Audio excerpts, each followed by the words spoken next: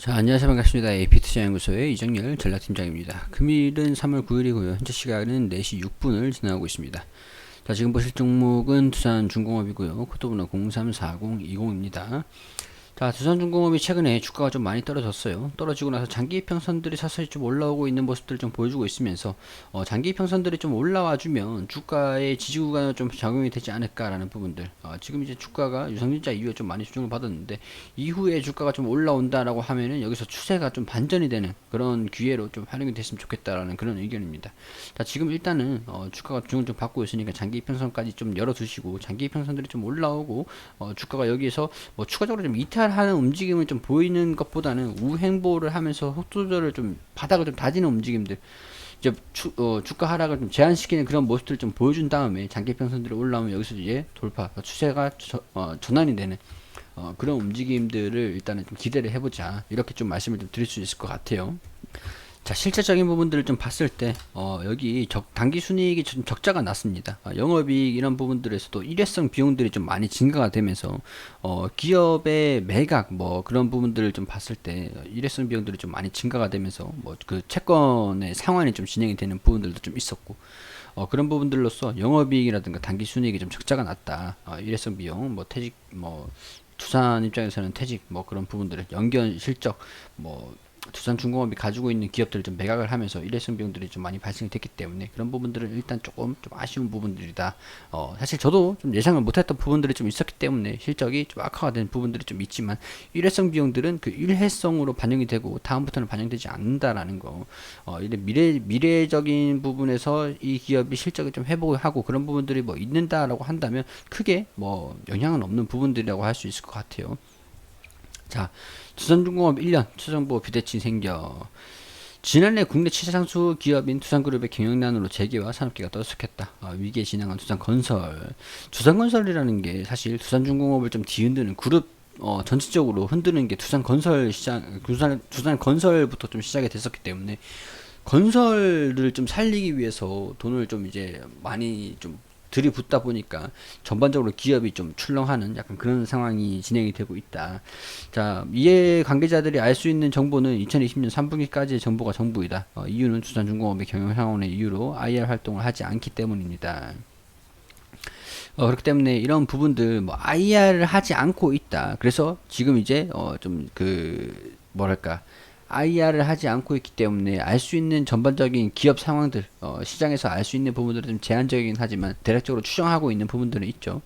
매출액과 손익구조 30% 이상 변경 공시를 통해서 2020년 실적을 공시를 했다. 매출 뭐 이게 매출 3.4%, 영업이익은 85% 줄었다. 이는 두산중공업을 비롯해 두산인프라코어, 두산파켓 등 90여 개의 종속회사의 실적을 합한 것이다. 네, 이런 것들 좀 보면은 약 1조 원 더 감소를 했습니다. 핵심 자회사는 두산인프라코어가 두산파켓의 영업이익을 전년과 대동소이하다.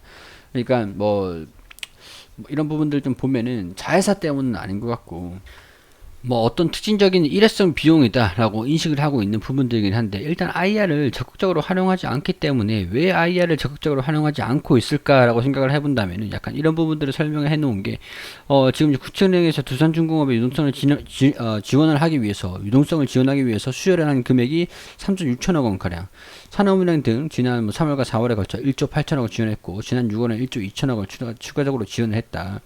만기를 앞둔 채무에 대응을 할 수 있었다. 채무가 이제 이런 부분은 3조 7천억 원에 달했는데 일단은 채무를 좀 상환을 하고 있고, 지금 남은 거는 한국산업과 국민은행, 한국산업은행과 국민은행, HSBC에서 빌린 뭐 5조 단기 차입금이 남아 있는데, 이거는 단기 차입금이 만기 연장이 좀 가능할 것으로 보이니까 시장에서 일단 인식하지 않을 것으로 좀 보이기 때문에 일단 그런 부분들인데, 일단은 주가가 최근에 좀 많이 올라오긴 했었어요. 올라오긴 했었는데 이런 부분에서 보자면은 경영자 입장에서는 꼭 그렇지 않다. 주가가 기대 수익률이 높다라는 거는 자본 조달하는 비용들이 좀 높아지는 부분들이기 때문에 일부러 IR 등을 활용하지 않고 정보에 좀 제한을 두는 게 아닌가, 그런 생각이 좀 들어요. 주가를 좀 일부러 좀 조정을 좀 시키기 위해서 뭔가 IR을 활용하지 않고 실적 재무적인 부분들에서 발표하는 것도 좀 제한적으로 좀 발표를 했다. 그런 부분들인 것 같습니다. 약간 뭐 숨기고 있는 약간 그런 게 있는 것 같습니다.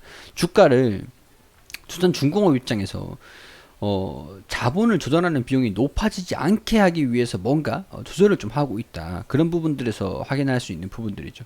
약간 아예 활동을 좀 게을러 하기 때문에 약간 그런 부분에서 약간 지금 현대상선 같은 경우에서 좀 열심히 했었죠. 현대상선 같은 경우에서는 주가가 좀 이 정도로 좀 올라오는, 조정을 좀 받았다가 다시 올라오는 그런 모습들을 좀 보여주면서 굉장히 좀 긍정적인 흐름들을 좀 보여줬었는데, 두산중공업 같은 경우는 조금 시장의 주가의 영향을 좀 제한시키는 그런 모습들을 좀 보여주면서 일단 IR 같은 거를 좀 적극적으로 좀 했으면 좋겠다.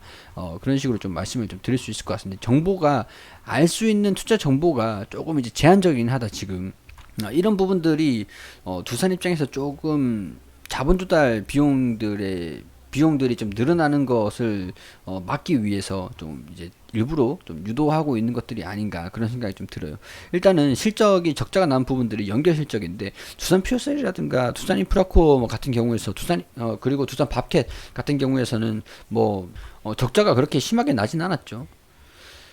두산중공업 실적 찾기 이제 속도가 낼 것이다. 탈원전 상황에서 힘든 시간을 좀 보냈었는데, 이제 이런 부분에서 수주가 좀 나오고 있었거든요. 계속 수주가 좀 나오고 있었는 부분들인데, 그래요. 해수 담수화 계약을 따내고 6,200억, 8천억, 9천억 이런 식으로 4천억 수주가 계속 나오고 있었고, 재무 건전성도 개선이 되고 있었고, 뭐 그런 부분들이 있는데, 이거는 지금 시장의 재무에 일부러 반영을 안 했던 부분들인 것 같거든요. 일회성 비용들도 어느 정도 있지만, 이런 계약을 따낸 부분들도 좀 이제 한 방을 뭔가 좀 발표를 하려고 좀 기다리고 있는 거 아닌가, 그런 생각이 좀 들긴 합니다. 그래요. 그러니까 정부가 해상 풍력 산업을 지원을 하기 위해서 풍력 발전 보급 촉진 특별법을 지정을 하고 해상 풍력 발전 사업 준비 기간을 단축시키는 뭐 방침을 내놨다. 전남 신안의 3단계에 걸쳐가지고 2030년도까지 8.2 기가와트 규모의 해상 풍력 발전 단지를 조성하기로 했다. 1단계에서 4.1 규모를 2단계에서 1.1, 3단계에서 2기가와트를 조성을 한다.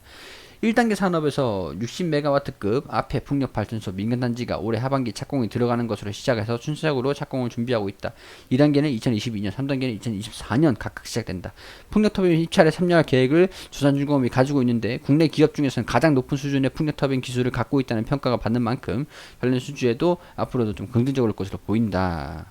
자, 그럼 뭐 두산 퓨어셀 같은 경우에서는 자회사로 지원이 좀 받아왔는 부분들이 좀 있기 때문에 두산중공업과 시너지를 낼 수 있을 것으로 예상이 되고요. 그리고 지게차, 두산이 산업 차량 비지 이거를 두산 밥켓에 매각을 검토한다. 약간 산업 장비 산업을 재편을 해가지고 두산 밥켓의 기업 가치 상승을 꼽히지만, 결국 두산 밥켓의 매각을 염두에 둔 선조치가 아니냐라는 목소리가 나온다. 근데 두산 밥켓까지 좀 매각을 한다 그러면 두산 중공업 입장에서는 캐시카우가 없어지는 부분들이 될 수도 있는 부분들이기 때문에 살짝 이걸 또 어떻게 좀 받아들여야 될지 걱정이 좀 되긴 합니다. 일단은 두산중공업을 살리기 위해서 뭔가 자금의 수혈을 좀 예상을, 선제적 조치, 자금을 수혈하기 위한 선제적 조치라고 생각을 하기 때문에 나쁘진 않을 것 같아요. 나쁘진 않을 것 같은데, 현대상선 이런 이 종목 같은 경우에서도 살짝 여기에서 돌파를 했다가 조정을 받고 올라가는 모습들을 좀 보여줬는데, 좀 경우는 좀 다르긴 하지만은 두산중공업 입장에서 봤을 때도 뭐 이런 수주를 최근에 우리 계속 수주 공시를 했던 부분들을 좀 이제 재무적으로 좀 반영을 좀 시켜도 되지 않을까, 그런 생각이 좀 들긴 하죠. 일단 IR을 적극적으로 활용을 하지 않는 게 자금 조달 비용적인 측면에서 여력이 좀 없기 때문에 그런 부분에서 이렇게 좀 진행이 되고 있다라고 말씀을 좀 드릴 수 있을 것 같고요.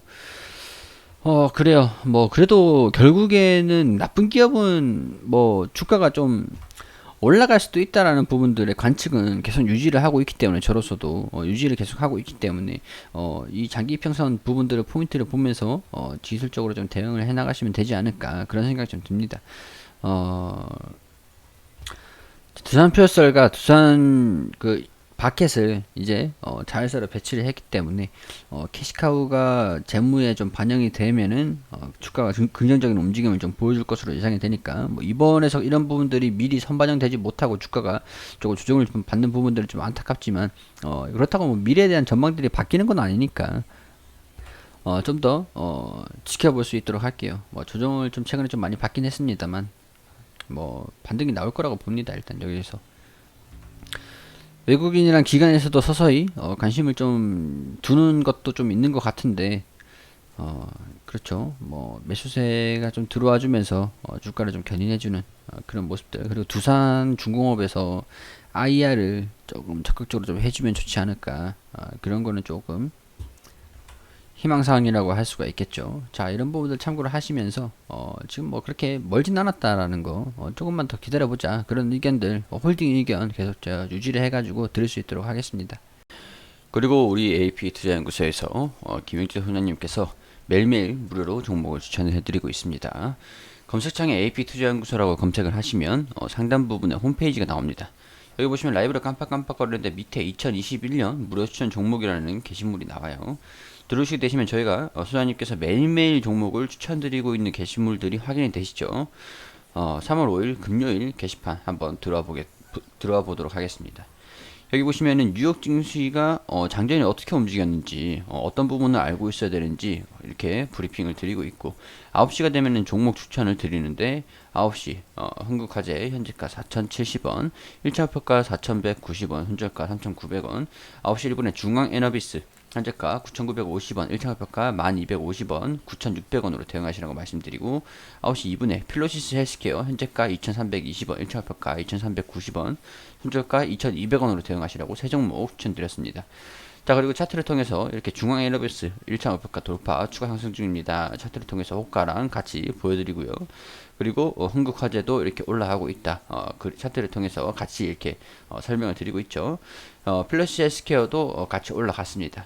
오늘 같은 경우에 세 종목, 이날 같은 경우에 세 종목 추천해서 세 종목 모두 수익을 드렸는데, 이거를 조금 이제 단기로 단타 개념의 자기주도 학습을 위해서 진행하는 겁니다. 추경 매수 또는 많은 돈을 따라하지 마시고 이 걸어두시라고 하는 이 가격대에 걸어두셔가지고 안전하게 매매를 하시면 될 것 같습니다. 손절가 지켜주시고, 저희가 우리 소장님께서도 이게 주식이라는 것 자체가 100% 수익만 날 수 있는 부분들이 아닙니다. 그렇기 때문에 이렇게 좀 급등주들 좀 이제 빠르게 수익을 낼 수 있는 종목들을 이렇게 추천을 드려가지고 이게 추천 매수가, 당일 최고가 이런 식으로 또 안내를 드리고 있지만, 우리 무료 추천 누적 합산 수익률을 보면은 무조건 수익이 다 나는 건 아니다라는 부분들을 확인할 수 있는 부분들이거든요. 그러니까 무리하게 따라하지 마시고 단기적으로 수익이 좀 필요하신 분들 같은 경우에서 오셔가지고 도움을 좀 받아보시면 좋지 않을까, 그런 말씀 좀 드릴 수 있도록 하겠습니다.